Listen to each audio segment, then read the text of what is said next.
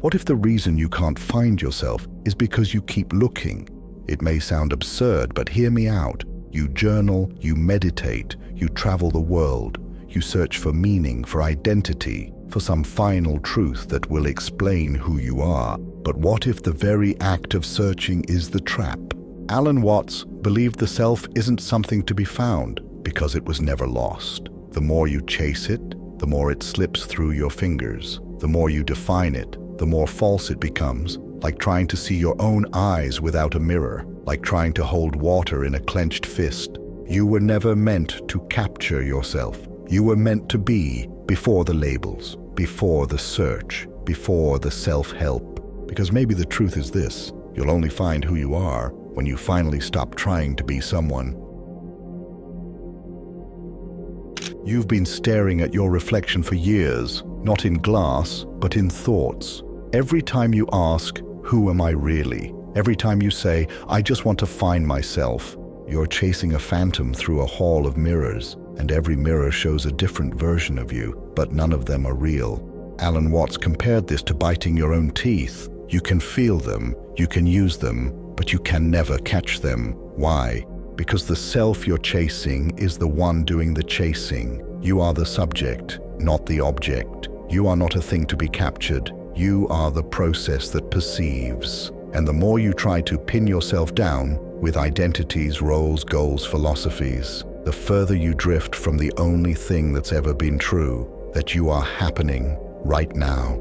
Not a noun, a verb, not an answer, a question unfolding. The self-help world sells you a story that the real you is buried under layers of trauma, distraction, and ego. And if you work hard enough, you can uncover it. So you buy the books, you attend the workshops, you sit in silence for hours trying to force enlightenment. But what if the one who's trying to awaken is the very illusion enlightenment dissolves? Watts warned that seeking the self is like trying to lift yourself up by your own bootstraps. The harder you pull, the more tangled you become.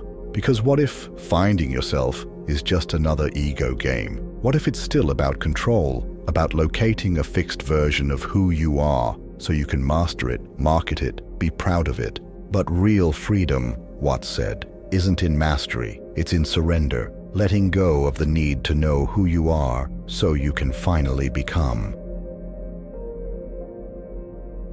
You were born into a world that couldn't tolerate your fluidity, so it gave you a name. It gave you roles: student, son, daughter, achiever, rebel. It gave you scripts: what success looks like, what a good person does, what adulthood means. And somewhere along the way, you internalized the performance. You became an actor in your own life, rehearsing your lines, improving your character, upgrading your costume. And when that version didn't feel real, you thought, I need to find the real me beneath all this. But what if there's nothing beneath? What if the need for a real identity is just a leftover rule from the same system that dressed you in masks? Watts believed the self is not an object waiting to be found. It's more like music. It only exists in the moment it's played. Try to hold on to a note and you kill the song.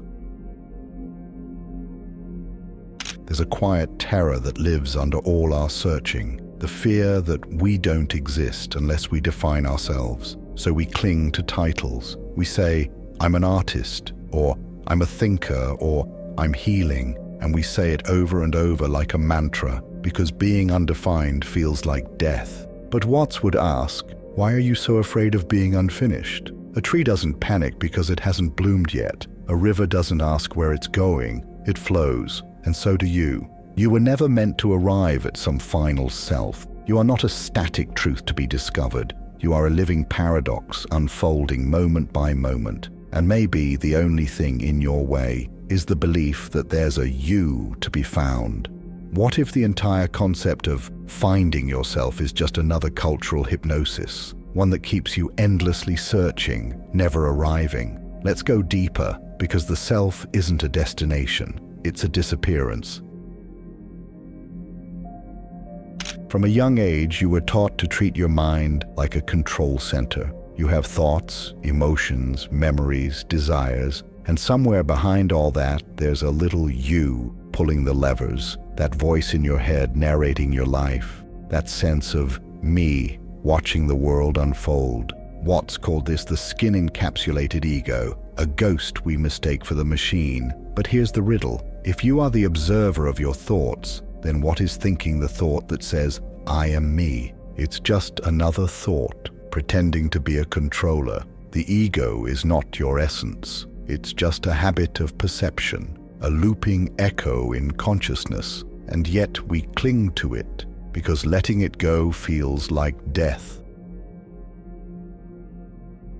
The greatest illusion you carry is that you are in control. Control over your path, control over your mind, control over your healing, your growth, your destiny. But that need for control is the root of all anxiety. It's the source of the chronic tension in your body, the background noise in your heart, the gnawing feeling that something is missing, always. Because when life doesn't follow the plan, you panic. And when your inner state doesn't match your expectations, you spiral. But Watts warned that control is a mirage. You are not separate from the universe. You're part of its unfolding, like a wave trying to control the ocean. And the tighter you grip, the more life slips through your fingers. Eventually, every spiritual seeker reaches a cliff, the realization that they cannot step outside themselves to find the truth. They try harder, they meditate longer, they read deeper, journal harder, purify more strictly, and then one day the whole game collapses.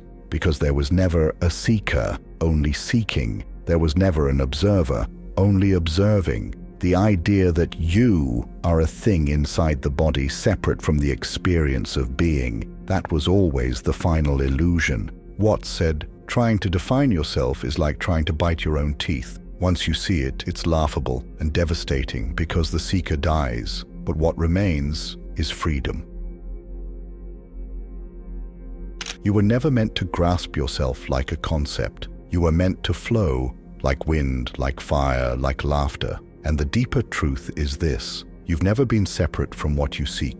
You are not the drop looking for the ocean. You are the ocean, momentarily dreaming it's a drop. The universe isn't something you're in, it's something you are. And when you stop chasing a fixed identity, when you let go of the search, when you allow yourself to vanish into experience, that's when life finally breathes through you. That's when your smile is real. That's when your silence is whole. Not because you found yourself, but because you stopped needing to. What if every attempt to find yourself is actually blocking the very presence you long for? In the next part, we'll unravel how society trained you to fear your own disappearance, and how letting go is not losing yourself, but becoming everything. Everywhere you go, you are handed mirrors, not to reflect your soul, but to sculpt your role. You're the achiever, the loner, the overthinker, the empath. You're INFJ, type 5, an old soul, or too intense. Labels dressed up as self-knowledge. But Watts warned that society doesn't give you a self, it gives you a performance. You wear identities like masks, not because you're fake, but because you're terrified of being unfiltered, unknown, unnameable. We crave identity because we fear emptiness, but emptiness is where life begins. The truest self can't be labeled. It breathes before names. It dances before definitions. One of the deepest lies you were told is that you are separate, a skin-bound fragment in a world of other fragments. But look closer, the breath entering your lungs, not yours. The thoughts in your mind, inherited, conditioned, contagious. Even your emotions move like weather systems, passing through you, not from you. Watts said, you are a function of what the whole universe is doing, in the same way that a wave is a function of what the whole ocean is doing. You are not alone. You never were. You're not in the universe. You are the universe, looking at itself, feeling itself, remembering itself. Loneliness dies the moment you stop pretending to be separate. If you stop looking for yourself, will you disappear? That's the haunting fear. That surrender means erasure. That letting go means vanishing. But Watts flips this fear on its head. He says, what you're afraid of losing was never you to begin with. Your job, your status, your personality, they were tools, not truths. And when they fall away, you don't become nothing, you become everything. Because in the absence of form, you rediscover flow. You return to the river. You become the sky, wide, spacious, free. The ego dies, but being remains. Underneath all your mental noise, there is a silence that frightens you, not because it's empty, but because it's full, overflowing with everything you tried to escape. The silence holds your grief, your buried rage, your longing to be seen, and your longing to disappear. That's why you keep chasing identity. It's louder than the stillness. It distracts you from the abyss. But Watts said the silence is not your enemy. It's your home. It's the space where all seeking ends and presence begins. You're not lost in the silence. You are the silence. But what if silence isn't the absence of self, but its final revelation? Let's explore the most radical idea of all, that awakening isn't about becoming someone new, but remembering you were never someone to begin with. You've spent years seeking books, retreats, mantras, coaches. You've hunted alignment, chased clarity, and constructed an elaborate image of what a healed you looks like. But what if all that effort was only reinforcing the illusion? Alan Watts said, the harder we try to catch hold of the self, the more it slips through our fingers, because the very act of seeking assumes a separate you who needs to find something. So let me ask you again, what if there was never a seeker, only seeking? No you watching the thoughts, just thoughts, watching themselves. It's not a riddle, it's a release. The seeker doesn't find peace. The seeker is the disturbance. And when the seeker collapses, what's left is not confusion, but clarity beyond words. When the ego realizes it's losing control, it doesn't panic. It reinvents itself as a spiritual ego. It says things like, I'm the kind of person who's awakened. I've transcended ego. I no longer care what others think. I'm aligned. But Watts warns, this is the most seductive trap of all because it feels profound. It sounds enlightened, yet all you've done is replace one mask with another. The ego is a shapeshifter. It doesn't mind playing guru as long as it gets to remain in charge. True awakening doesn't look like spiritual confidence. It looks like falling apart, laughing, crying, letting go, and finally realizing you were never in charge to begin with.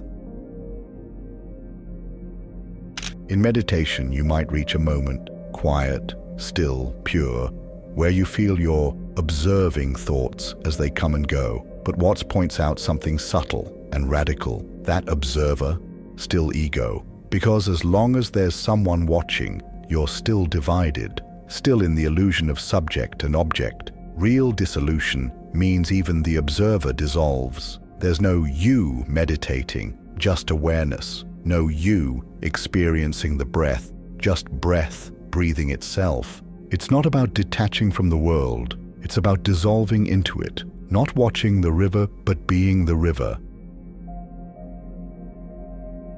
Watts often laughed during his lectures, not out of arrogance, but because he saw something most people missed, the cosmic joke. You've been trying to become something, but you were never something to begin with. You've been treating life like a test, but there is no test, no grades, no scoreboard, no prize. You are not a problem to be solved. You are not an object to perfect. You are not on a linear path to enlightenment. You are the dance itself. You weren't meant to fix yourself. You were meant to forget yourself, because only in forgetting can you finally come home. In the next part, we'll explore the end of becoming and why your deepest truth might be the freedom to vanish completely.